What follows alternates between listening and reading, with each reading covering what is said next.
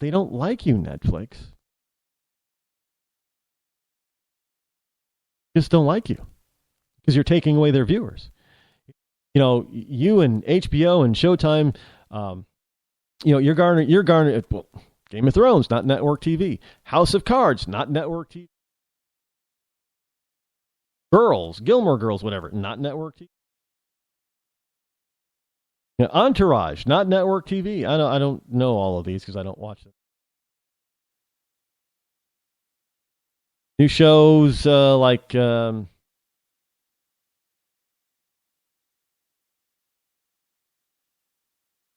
popular,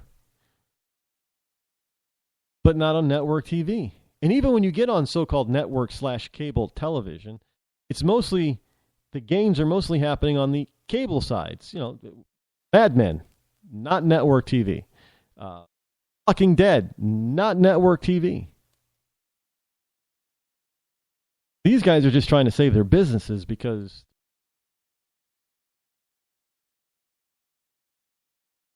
don't think that this whole net neutrality thing about, being able to take away P providers to be able to be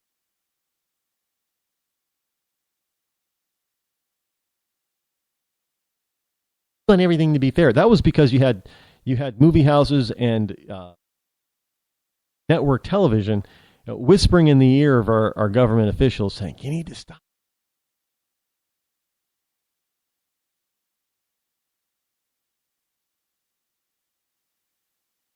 I just say, just give us more quality content and you might find more viewers. Pretty simple. I don't know how difficult that is. And so now they're complaining that Netflix won't review their private.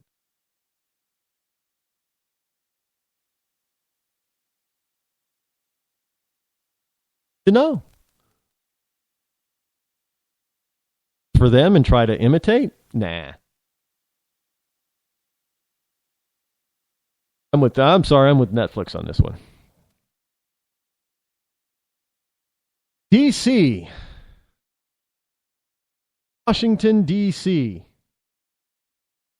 By the way, before I get to that one, let me get to this one really quick because this is important. USA Today is reporting this. A lot happens over the weekend when I'm not on the air, if you can believe that. Barre City, Vermont.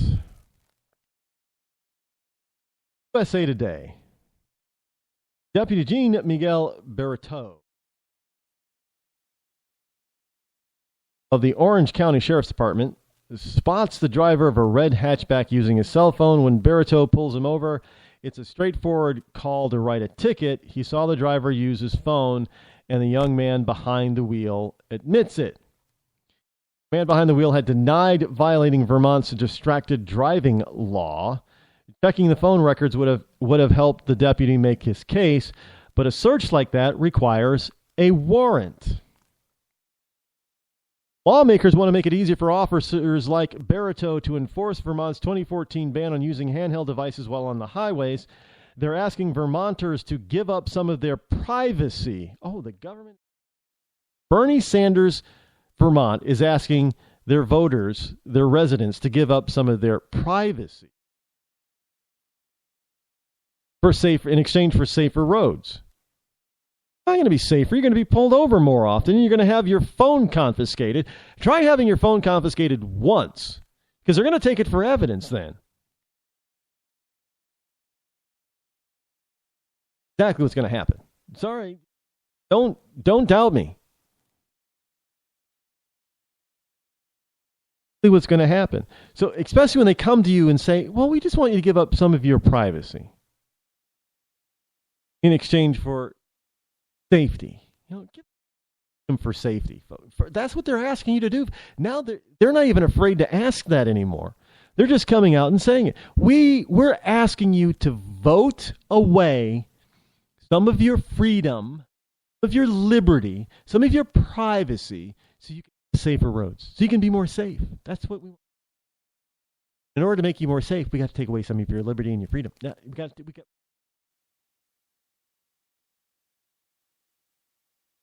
Trust me, if they want to do this and voters say no, they're going to do it anyway. They're just going to pass a new law. Show, and it's ridiculous. More than a show. So they're asking Vermonters to give up some of now, Benjamin Franklin said those who give up a little give.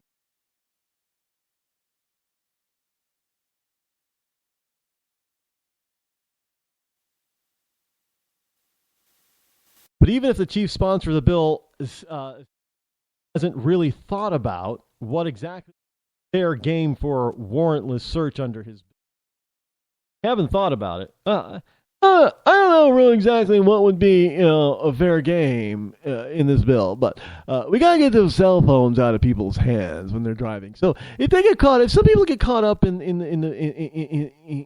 the bill when it becomes law, they voted for it. People they willingly gave up their freedom. It's okay. We're gonna just take it to the nth level on this. Voted for it. This is Bill H-527, introduced by Representative Martin Lalonde, Democrat out of South Burlington. Go figure.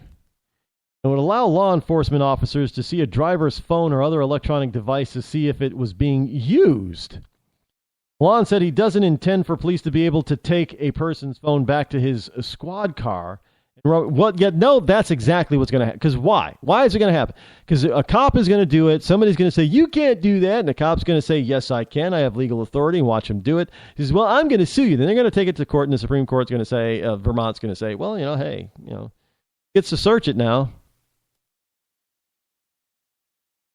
Didn't say how he had, it's warrantless, so he can do it. People are going to be incensed, just telling you.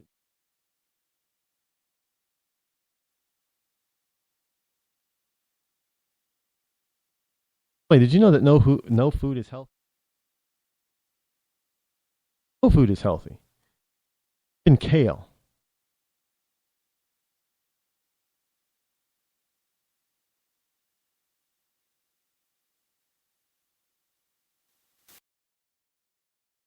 Portland, Oregon.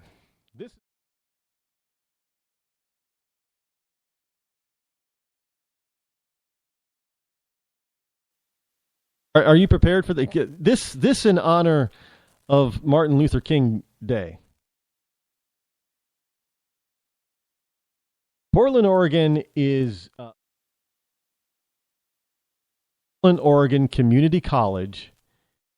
In April of this year, is for the whole month of April, is going to have White Shaming Month based on white privilege.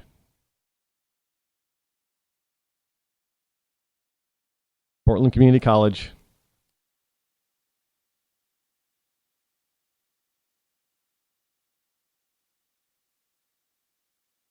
Down the white person. Shame the white person for an entire month. People are the reason for evil everywhere on the planet, right? Evil that blacks do, that Africans do to Africans in Africa. That's white. That's due to white privilege. Evil that Asians do to other Asians in Asia. That's due to Western white privilege. The damage that's going on and killings going on in the Middle East between Arab versus Arab or Arab versus Moor versus Persian. Again, it's due to white privilege. So, we got to take Portland Community College in Portland, Oregon is got to take you white people down a notch. We got to have a white shaming month for all the yummy, wonderful college students. Their minds full of mush are going to come in and start this is setting these kids up for a future psychoanalyzing and therapy, because they're trying to tell or teach these kids to hate themselves. How How dare you be white and have privilege? How dare you? These kids are going to grow up screwed up, and you parents are going to be to blame because you let your kids go to these colleges teaching this crap. I've been for years now. And you get some people that are getting it, but the vast majority are still saying, well, we got to send our kid to college. So now you're going to spend more to send your kid to college, or your kid's going to rack up more debt to go to college just to be taught that, if he's white, he's scum. I don't. How idiotic is that? Why would you do that? You know how racist it would be if a traditionally black college came up and said, we're going to have Black Shaming Month. You'd have people that would be irate and incensed by that. Oh, but and the same thing if it was Asian Shaming Month or Latino Shaming Month. Nobody would want to deal with that kind of crap.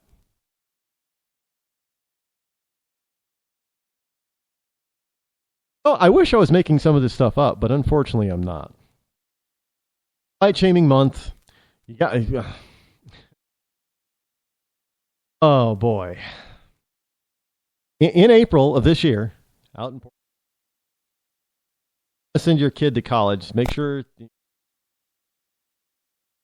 want to teach your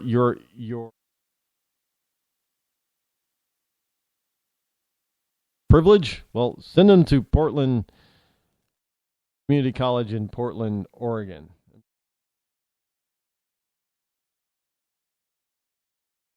Weekly.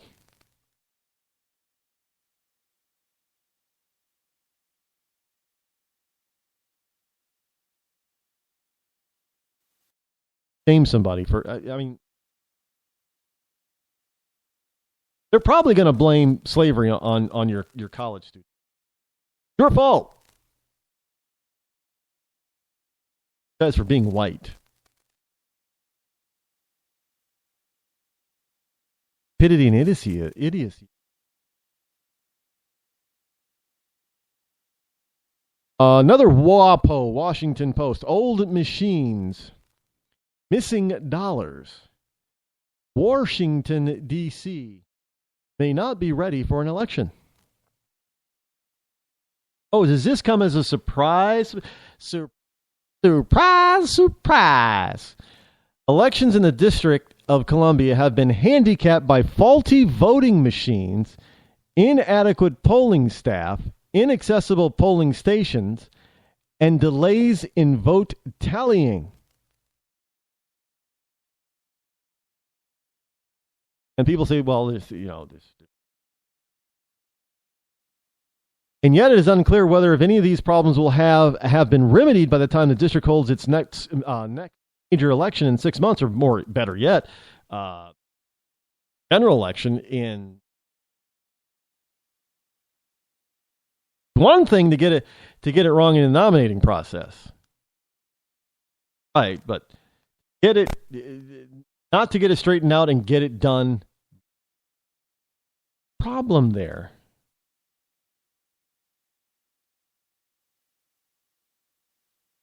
This is a very serious issue, by the way.